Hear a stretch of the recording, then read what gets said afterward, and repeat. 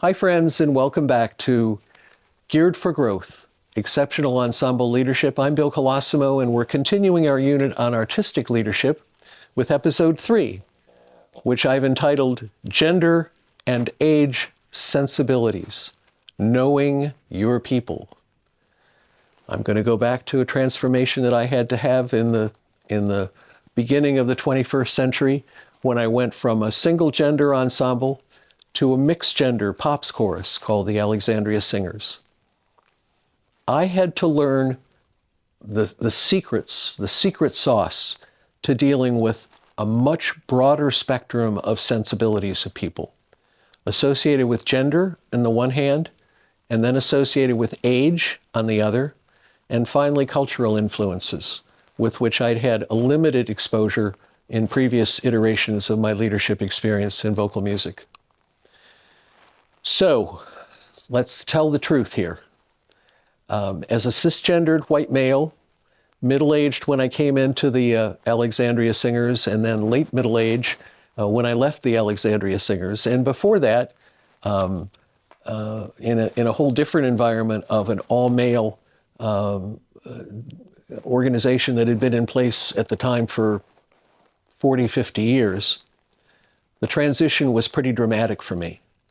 And in order to be artistically successful, I needed to go back to the roots that we talked about in Units 1 and Unit 2 of fundamental leadership, leadership principles 1, Unit 1, particularly leadership principles, where I had to know my people. I had to know my people. I had to understand my people. Because it's not about me. What I am has nothing to do with who they are.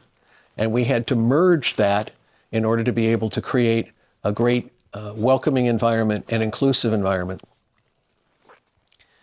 One can address issues of diversity, but more important than diversity is inclusion.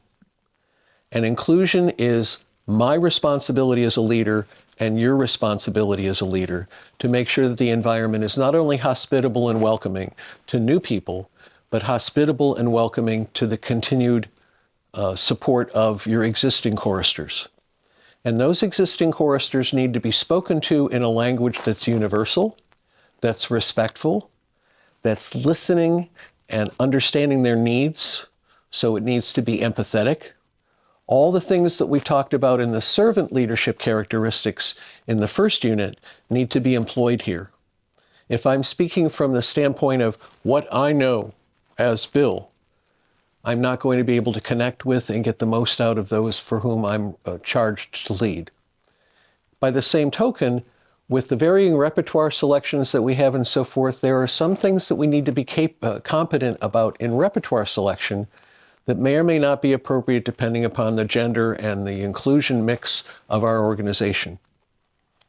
In the mixed gender environment, the tone of the leader needs to be not only universal and respectful, but also aware of sensibilities of various segments of your ensemble. You're smart enough to know what I'm talking about, and we need to just leave it there. We need to be sensitive to sensibilities, not just sensitive to musical ability, but their feelings, their being, and how important that is. If we're not, the failure can result in a slow burn. It doesn't change, it doesn't happen overnight. But the lack of satisfaction that an individual member has is directly related to the way that they are treated by their leader. So the way I treat you over time, intentionally or unintentionally, is absorbed and builds in either a positive way or a negative way. And what you'll discover is people disappear, slowly but surely. People won't confront you, generally, with their sensibilities.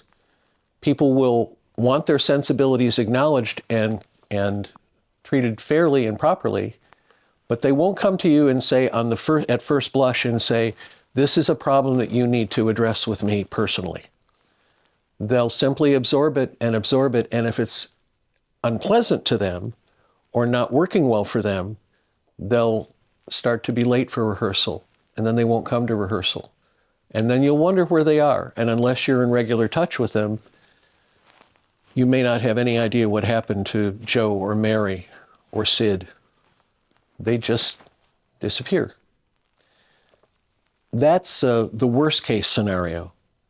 A medium case scenario is that there's always a little cloud over the ensemble, that there isn't a joy in what you're doing, because there's not enough joy for an individual, and that is circulated among the organization's members. Toxicity is pretty obvious, but joy takes nurturing, And when it's there and it's rolling, you can't beat it.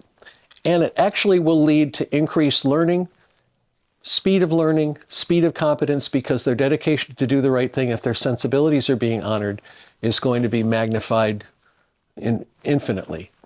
And you can't ever minimize the importance of acknowledging various sensibilities of gender, of age, and of cultural background in your organization. So I encourage you to make that a high priority. And there are many texts on how to do this, but there are many mentors, myself included and others in the choral community, who can show you what mistakes they've made, as well as the things that they've done to be more successful in that. Again, I refer back to Unit 1, where we talk about the various leadership styles. Servant leadership and transformational leadership rely on the other being the root, not the leader being the root or the self root. The other root that will develop faith and trust and belief based on how you behave and how they respond to you. So please be aware of the fact that artistic success really does hinge on your ability to acknowledge and operate with awareness of gender and age and cultural sensibilities. And we'll learn more about different ways that you can tailor your approach to various individuals in your group in our next episode called the Your Voice Initiative. So we look forward to seeing you then. Bye.